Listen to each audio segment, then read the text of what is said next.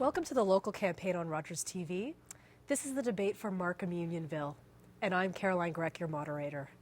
Over the next half hour, we will hear from all the candidates on a range of issues, from questions from me and questions from the public that have been taped already. Keep in mind, candidates, you have 1 minute to answer the questions, and then we will open the floor for discussion. I will only interrupt if candidates are speaking over one another and the TV audience can't hear you at home.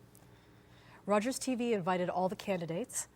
The candidates here today are those who accepted the invitation. From left, first, Bang-Gu Jiang from the Liberal Party. Next, we have Bob Saroya from the Conservative Party and Elvin Kao from the Green Party.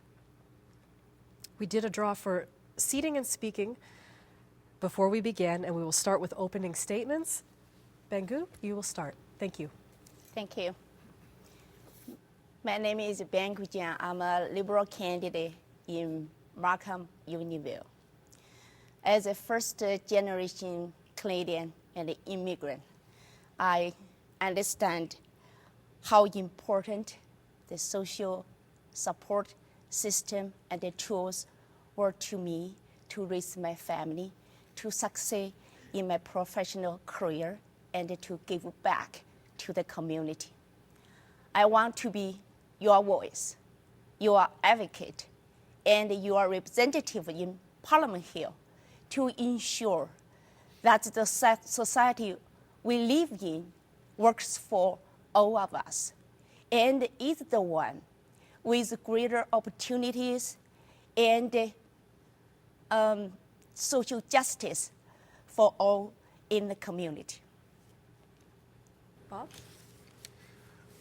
I am delighted to participate in Rogers' debate and look forward to discussing the position of the Conservative Party of Canada in the strong and decisive leadership of Prime Minister Stephen Harper.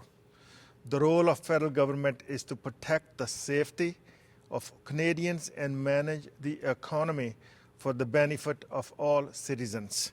Prime Minister Stephen Harper has outlined policies that offer a clear alternative to either Justin Trudeau Liberals and Tom Mulcair NDP on national security and international relations.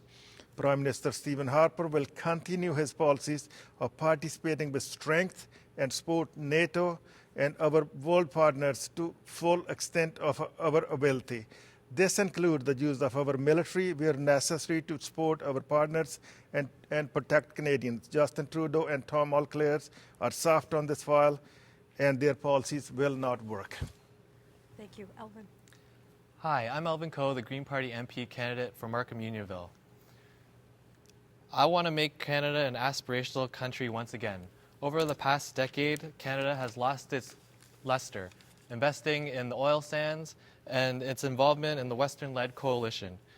And we are no longer a peacekeeping country or a compassionate country, not nearly doing enough in international issues and the current crisis in Syria. I've talked to many Canadians who want to sponsor Syrian refugees but are met with roadblocks. As MP, I would make sure that we mitigate those roadblocks and expedite that processing. And the Green Party wants to accept 25,000 Syrian refugees. A vote for me is a vote for an aspirational Canada once again. Thank you. Thank you. Now we will go to our first taped question. Please look at your monitors. Hi, my name is Paul Peary, and I'm a councillor for the town of Aurora and a board representative on the Federation of the Canadian Municipalities. My question to all the candidates is, what is the biggest problem, in your opinion, facing local municipalities, and what would your party do to address the issue? Bob, we'll start with you. The biggest things I hear from the people of Markham Unionville is the infrastructure. Infrastructure money, they're all tied up with the economy, job growth, tax cuts. The Stephen Harper and the Conservative Party of government is doing the biggest infrastructure in the next 10 years is worth $80 billion. This is what we need the money to clear the gridlocks, among other things. I think this is one of the best thing any government can do. They all can be done if they're all tied up to the growth, business, tax cuts, and all those things. And we are the best when it comes to job growth and the stuff. Thank you. Elvin? The main issue facing municipalities is communications with levels of government. The Green Party wants to implement Canadian government cooperation that involves all levels of government, so it involves the municipality, the provincial level, and the federal levels. And that will help tackle local issues like public transit, which is different for all municipalities. The Green Party wants to invest heavily in green transportation, which will help alleviate greenhouse gas emissions, and it'll also move Canadians faster, which will keep them in better health and let them spend more time with their families at home, which is a better thing. So I think that we should definitely address public transportation and infrastructure. Thank you. Bang-Gu? From what I hear, door to door, and people really care about the economy. And of course, locally, lots of people talk about traffic and they talk about our public transit. Liberal Party will make a historical investment, $60 billion in 10 years. Within that investment, $20 billion dedicated to public transit. And we are going to give to municipal governments flexibility, how and what kind of project they are going to have. And we are going to give the provincial government predictability. That's the funding will be there. Thank you. Now we will open the floor to discuss that issue. Bang-Gu, from $60 billion in the next 3 years, if I understand Justin Trudeau's agenda, he's willing to borrow, he's going to be short $30 billion in the next 3 years. How we intend to pay that money back? Investment is good for the country, and I think right now it's a good time to invest. So Liberal Party is honest with people. We are going to run small deficit in the first couple years, and about 10 billion. Stephen Harper's average deficit actually 20 billion. So, talk about numbers, the deficit we projected is not that big. And another thing is, this is investment. And when we invest, and the people can have jobs. And when people have jobs, and we have more revenue. An investment is when you can afford the investment in your thing. You remember somebody's name, Bob Ray? He invested something like this when he was the Premier of Ontario. And at the end of the day, the people were forced to take Ray days off. I'm not sure if you remember those Bob Ray days off, because he came with the same approach, and it failed. It failed miserably.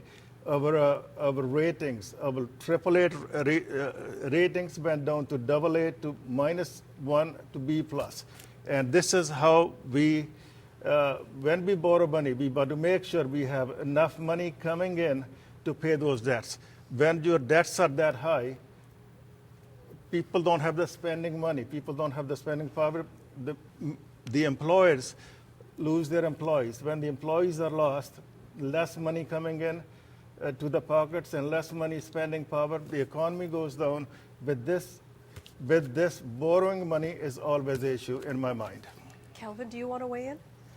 Elvin, I just don't think the Conservative government should be talking to other parties about deficits, because over the last 8 years, the Conservative government has racked up $150 billion worth of deficits, and they go around bragging about a quarter where they had a surplus of $1.something billion, which had to do with the sell-off of GM shares.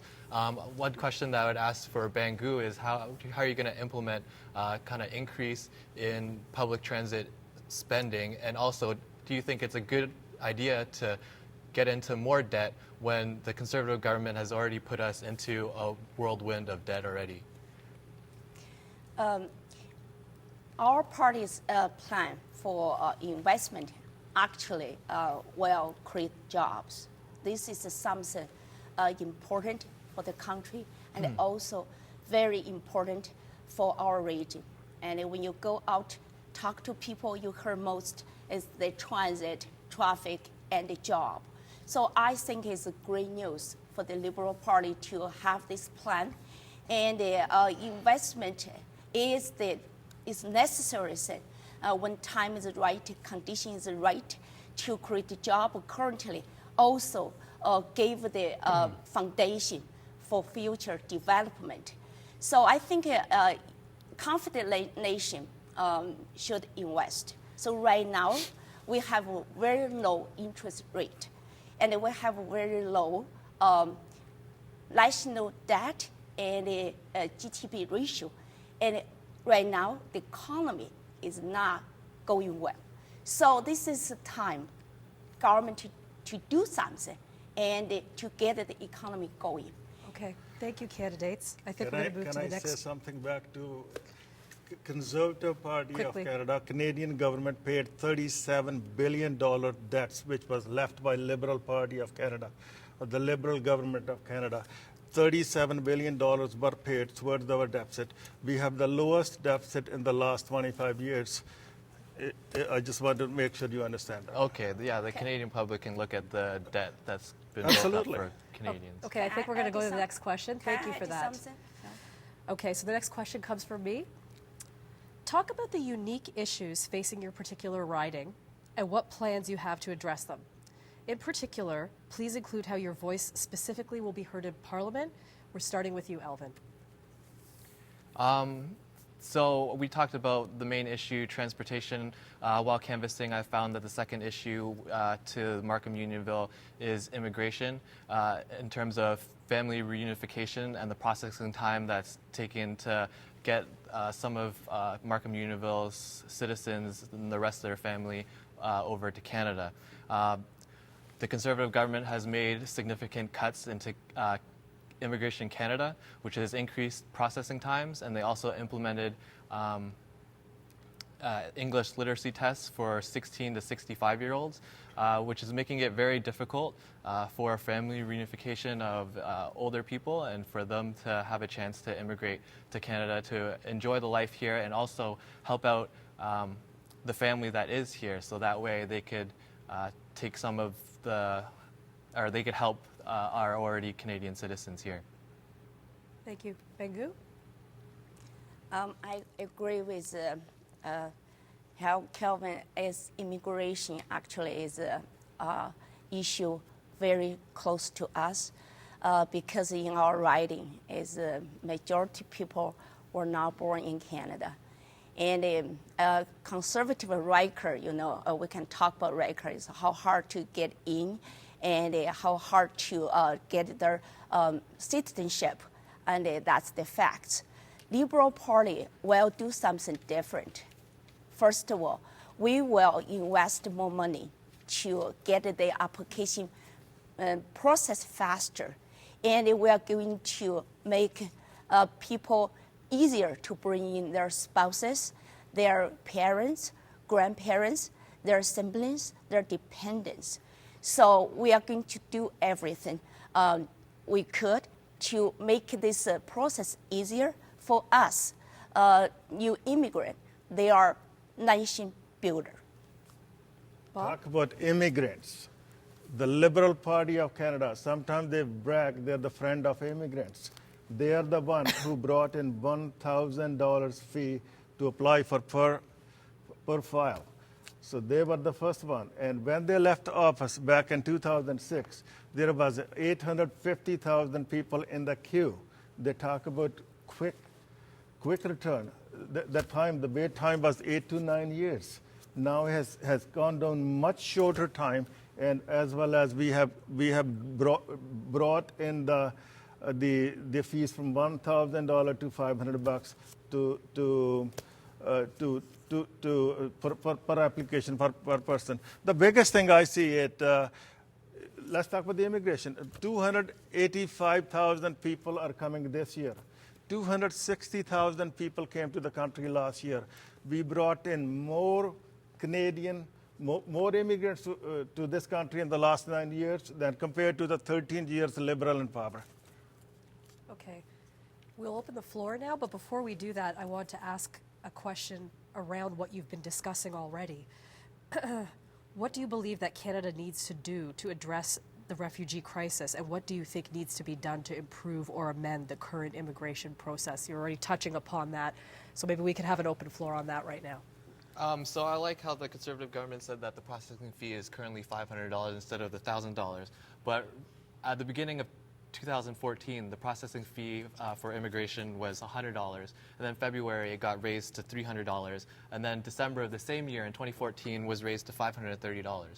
And I was wondering, if Canada is an immigration-friendly country and we want to bring in more immigrants, because it was just recently announced in the news that the older population of Canada is equal to the rest of the population, and we need to bring in younger talent to sustain our economy, our health system, and all of Canada. This is what we are doing. This is why 285,000 people are immigrating this year, and mainly many of them are young talent. The other program that we have created is student program, and it's almost 100,000 students per year come to this country to study. Most of the students, when they are qualified at the end of their program, is a 2-year degree or 3-year degree, they are allowed to work in this country for 2 years and 3 years. Most of those people, or many of them, they stay back in their field, what they learn. This is one of the file, is very successful file on top of the immigrants we brought in on the regular basis. I think the system is working, and if something is working, we shouldn't be breaking it. Bang-Gu, do you want to weigh in on this? I think the immigration policy has been mismanaged. That's the fact. People is getting harder to come here, and so many unfair policies, I think, right now is in place. And they talk about how hard people to get citizenship. And right now they increase the processing fee, and they getting more people right now. Used to be 54, and they are going to exempt from an English test. Right now is 64. So I heard many people talk about that, why we just pay tax and we don't have a right to vote. And the Bill C-24 create 2 tiers of citizenship. So we strongly disagree with that. For us, citizens are citizens, and we should have equal treatment, and we should have equal protection. I am an immigrant. I support that bill. Absolutely. We welcome people from any part of the world, from India, from China, from South America, from Africa, from all over the place.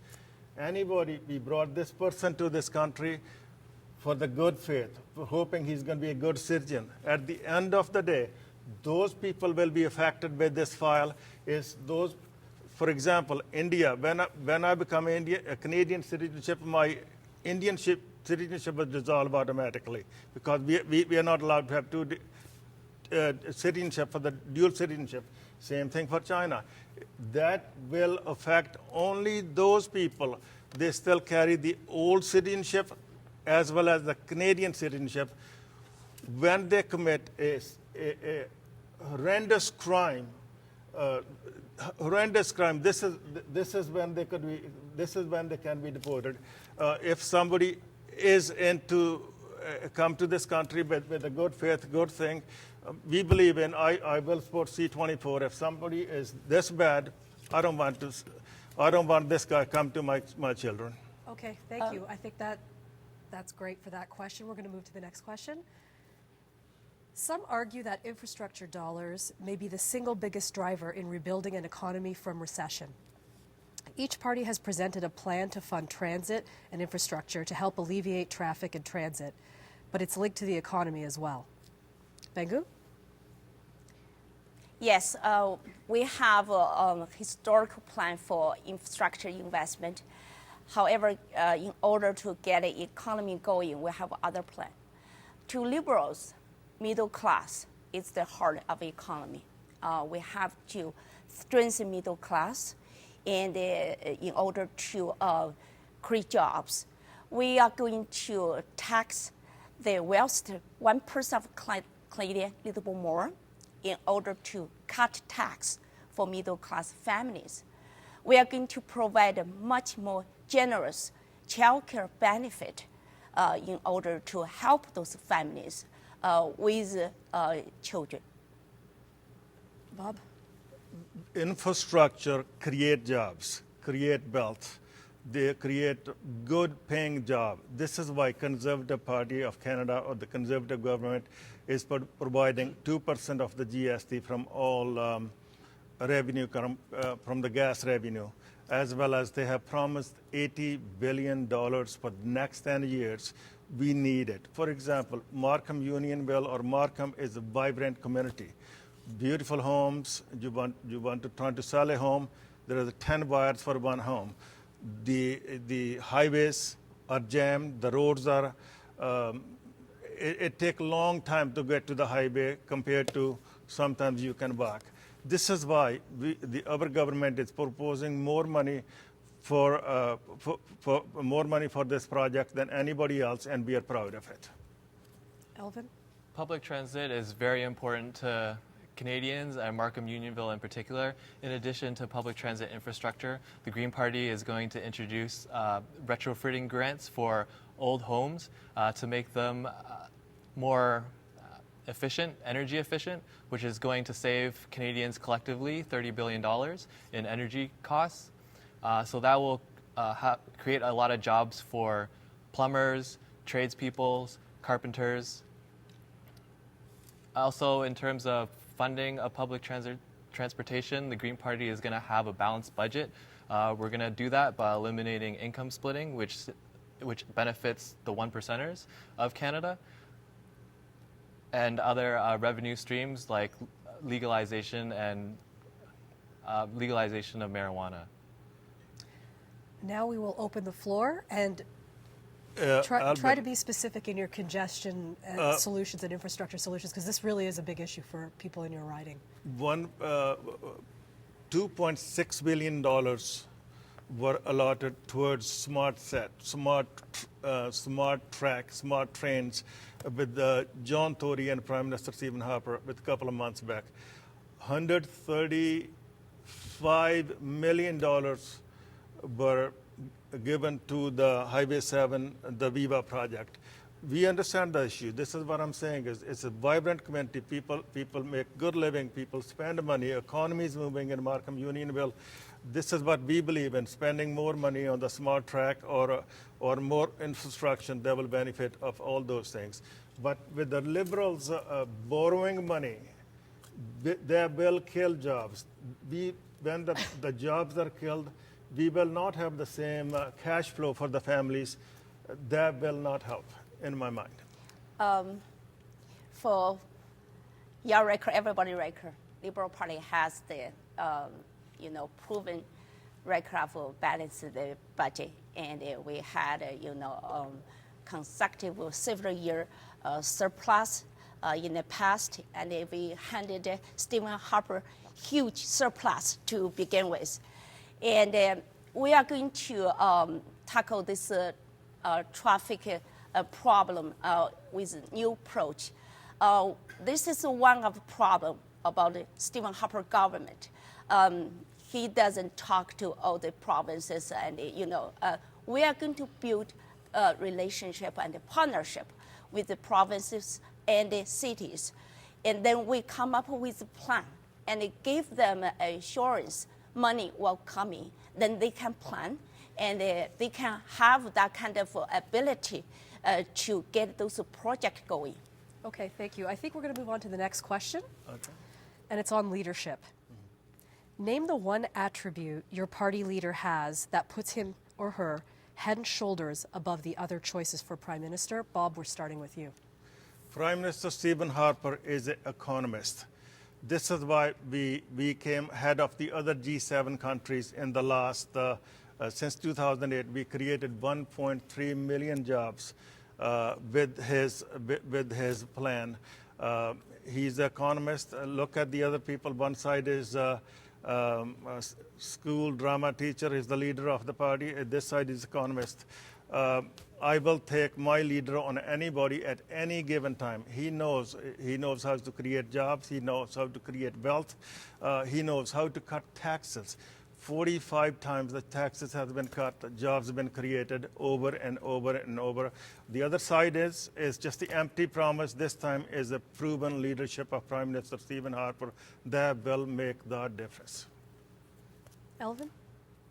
I just want to say that Stephen Harper isn't an economist. He hasn't practiced as an economist for any of the major banks. He's a self-proclaimed economist, and I'll just leave it at that. Elizabeth May, she's a proven leader. When she's the most articulate during the debates, she's always going to facts and numbers when making points and not just going with the party rhetoric. And I believe as a data analyst that in data-driven decision-making and everything that all types of policy and decisions should be fact-based and driven by analytics, so that way we can have better outcomes for Canadians. Thank you. Bang-Gu? As spoken by so many people during my conversation with them, majority of Canadians do want change. And among those changes, I think leadership, one of those changes they're looking forward to. This election is about what kind of a country we want. And of course, leadership is so important to bring us to the right direction. Under Stephen Harper government, we don't see inspiration there. And we want that kind of confidence, ambition, nationally and internationally. Justin Trudeau has the ability to inspire people, and he has that kind of ability to get people together, work as a team. Liberal Party has the best plan, so we think the time is right to have change, and Justin Trudeau and the Liberal Party can bring that change. So we have about 40 seconds left. If you want to share some final thoughts. What the proof is in the pudding. Conservative government paid $37 billion of the Liberal debts left behind. The $1.3 billion job created, tax cuts, the more money for the infrastructures, more immigrants coming to the country. If you look, the overall situation is the whole thing is. The whole thing works. I was watching CBC this morning, and the people were asking, they're saying they rather go with the devil they know rather than the one they don't. Yeah, the Green Party wants to see action on climate change, and we believe that this is going to drive innovation. Okay, that's all the time we have. I'm sorry. That's okay. Okay. Thank you for watching. For more information, go to rogerstv.com. Thank you, candidates.